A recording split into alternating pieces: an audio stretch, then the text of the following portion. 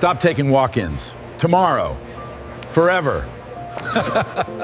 His 24-lane bowling alley had 3 customers in it. The bank had called him 3 times that week, and this stranger in a worn flannel coat was telling him to turn away the few people still walking through the door. Then the stranger said his name, Calvin Hollister, the man who had sold a chain of rural discount stores for over $500 million, the man who had grown up 3 miles down the road. Wesley Brannigan sat down. Calvin looked at the empty lanes and asked one question. What are you selling?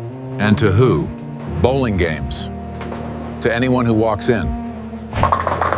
That's why you're dying. 10 seconds. That was all Calvin needed. Walk-ins are the worst customers in entertainment. They pay the least, they stay the shortest, they never come back, and they ruin the room for the people who would pay 10 times more. Wesley felt something crack open in his chest. Calvin told him to do 3 things by Monday. Convert every lane to quarterly league memberships. Sell lane sponsorships to local businesses with brass nameplates on the seats. Open private corporate nights at 5 times the per game rate. Wesley shook his head. Nobody pays 5 times more to bowl. They're not paying to bowl.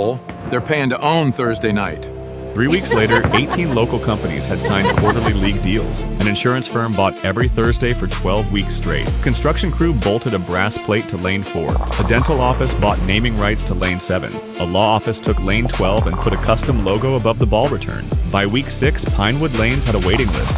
Wesley was turning customers away every single night. Lane revenue jumped from $22 an hour to $140, a 6 times increase. 6 nights a week, fully booked. An accounting firm from 40 minutes away started driving in just to hold a Wednesday slot. Then Calvin told him the part that nobody saw coming. The biggest revenue stream wasn't the league fees, it was the hold deposits. Businesses were paying quarterly fees just to keep their slot away from competitors. Pinewood Lanes had stopped selling bowling. It was selling the fear of losing your name on the seat to the company down the street. A year later, 24 Lanes booked 6 nights a week, annual revenue from $380,000 to $2.1 million. Wesley bought the abandoned Pizza Hut next door and turned it into a private boardroom for corporate leagues. A private equity fund offered him 8 times his original valuation. He turned them down. He had finally understood what Calvin understood on a dead Tuesday afternoon. The empty lane was never the problem. The stranger renting it was. Stop selling what they use. Start selling what they're afraid to lose. Cheap customers buy time. Smart customers buy status. And status always costs more.